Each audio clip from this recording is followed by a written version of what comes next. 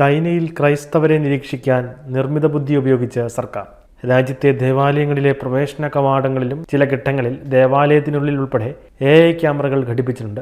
വിശ്വാസികളെ തിരിച്ചറിയാനും അവരുടെ വിവരങ്ങൾ സർക്കാരിൻ്റെ ഡാറ്റാബേസിൽ സൂക്ഷിക്കാനുമാണ് ഇത് ചെയ്യുന്നത് എന്ന് പറയുമ്പോഴും ഒരു വിശ്വാസിയുടെ ആരാധനാ സ്വാതന്ത്ര്യത്തിന് തടസ്സം സൃഷ്ടിക്കുന്ന നീക്കമാണ് ഇതെന്ന് വിലയിരുത്തപ്പെടുന്നു. അടുത്തിടെ സർക്കാരിൻ്റെ ചില പ്രവൃത്തികൾ അത് ശരിവെക്കുകയും ചെയ്യുന്നുണ്ട്.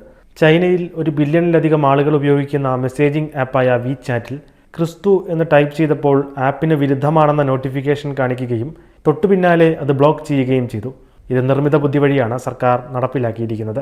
രാജ്യത്താരും ക്രിസ്തുവിനെക്കുറിച്ച് സംസാരിക്കരുത് എന്ന സർക്കാരിൻ്റെ പ്രതികാര മനോഭാവമാണ് ഇതെന്നുള്ള വിമർശനങ്ങൾ വിവിധ കോണുകളിൽ നിന്നും ഉയരുന്നുണ്ട്.